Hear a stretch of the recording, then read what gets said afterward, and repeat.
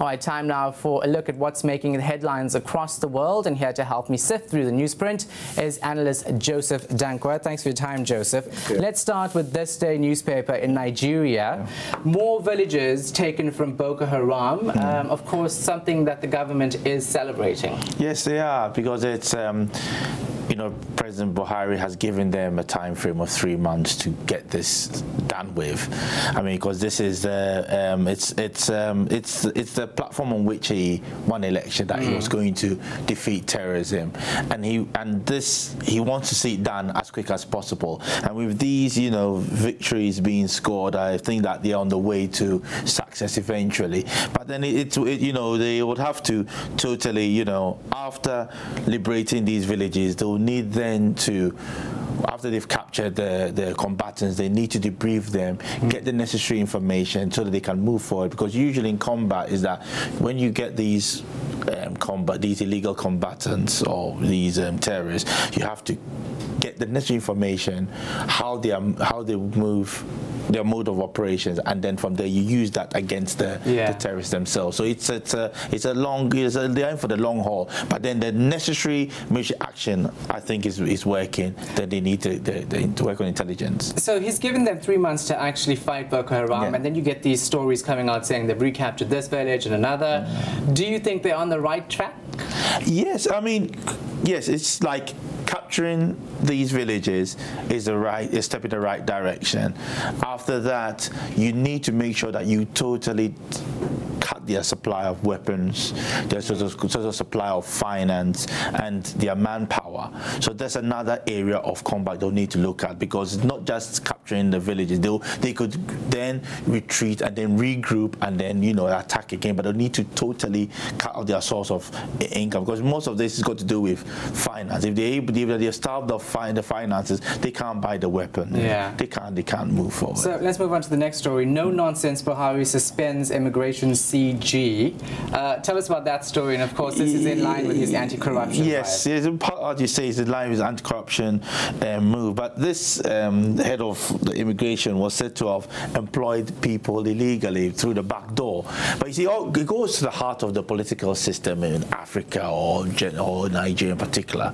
That you see, most of the appointments or jobs are given on the basis of patronage. You know, it's not that if the person belongs to a political party or a certain political or certain ethnic group or is part of a certain, you know, grouping, that person is rewarded with jobs. Where I think at times you get the wrong people in jobs, not necessarily the qualified ones, but, you know, it's based upon whom you know and whom you are connected to, which I think Buhari would want to stop out that sort of culture. It's rife in Africa. I mean, you know, because you see, that is a way of people manipulating and staying in power, or having their influence, you know, stay for a very long time. If they're able to you know, get people into jobs, who they give these people the jobs not based upon qualifications, but based upon, you know, connections. Yeah.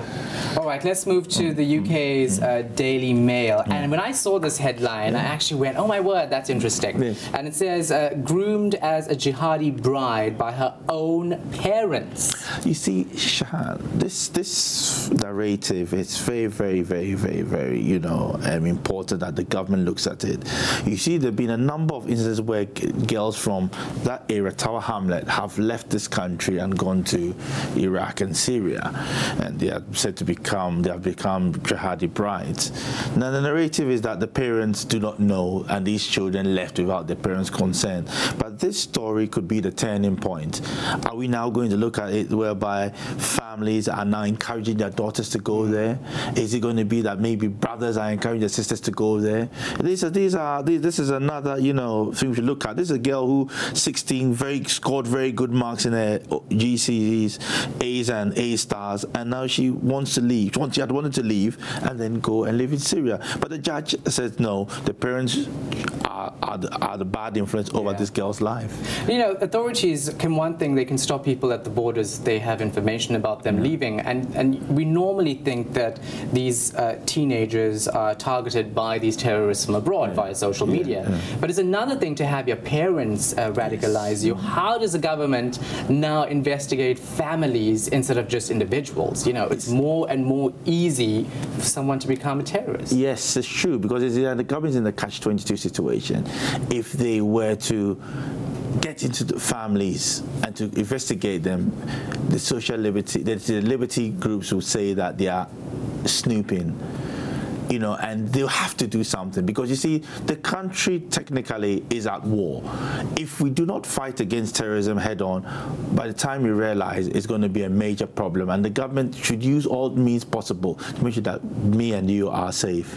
All right, let's go to Greece and the Kathimerini newspaper. The headline saying PM mulls tactics after party split. That was a real surprise yesterday, and this article, of course, going into depth of what's going to happen next. Yeah, they're going to have a snap election. It's been proposed for the 20th or the 27th of September.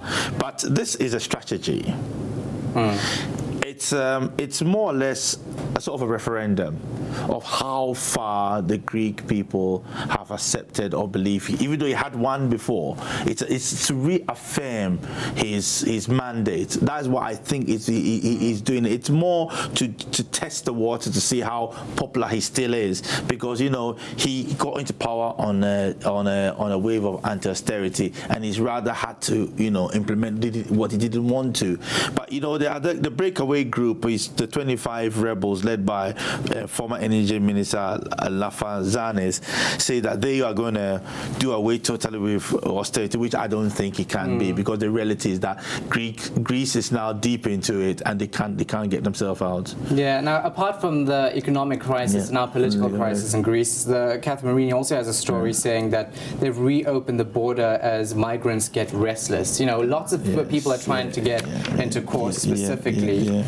You know, Greece is struggling on that front as well. Yes, it's true. You see, the Macedonia closes borders, and if you saw the pictures yesterday, it was very, very sad. And the UN even said the Macedonians were too heavy-handed, and you know, but you know, it's a crisis which it's unbearable, and something needs to be done about it. But you know, it all goes down to the failed policies within Syria, Libya, and Iraq. These are the spillovers, and we have to take the brunt of it. There's a need for these European governments to come together and solve this as soon as possible, because the pictures we saw yesterday, kids with their parents, these kids are going to live with these things for life, and it's so sad. All right, so the next newspaper is the China Daily, and it says 70 companies closed after safety inspections. This is, of course, following the blasts that happened. And, you know, obviously this has led the government to go into, you know, spring mode regarding safety in those areas. You see, China has always been accused of lowering its standards when it comes to productivity, and this is the result of it. I mean, it's more or less like they are acting now, but if a report saying that over 116 people died, most of them, and half of them were firefighters. And looking at the type of chemicals which were being stored in those areas, it's tremendous. I mean, sodium cyanide and all those sort of things, and the measures which were in place were substandard. And I think the Chinese authorities need to up their game. Yes, they want to develop, but they need to make sure their standards comply internationally. And you know, I mean, and this is what countries in the third world are opening themselves up to, because China is deep into the third world now. Like there's like a place like Africa, where they've got a lot of investment and factories in there, and I believe that reports are coming that most of the businesses which are there are not living up to the standards required. So these are things we have to look at.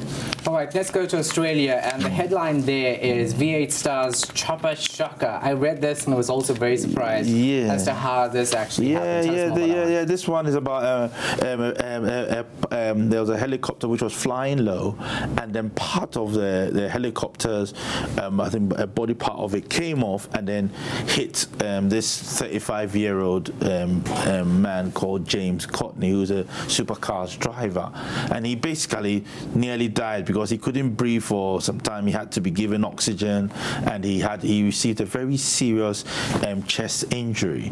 So I'm looking at it. I mean, that particular chopper they need to take it out of service, all of them, and they need to look at it very well. And if there's any major faults, they should do a general recall. Yeah. And have a look at it and see that this thing doesn't happen again, because next time it could be fatal. All right, and very quickly, let's go to Turkey. And today's Zaman, it's talking about Erdogan being accused of staging a coup. Yes, I mean,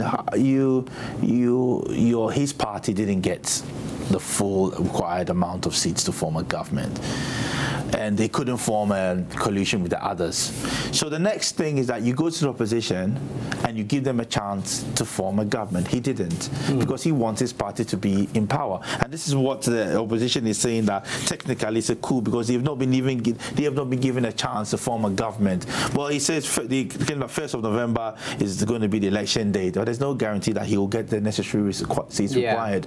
Erdogan has been in power for over 10 years, and I think gradually his power is waning, and this is something we should watch because it's very poignant. All right, we'll be watching it here on Arise News. Thank you so much, analyst Joseph Danquah. Thank you.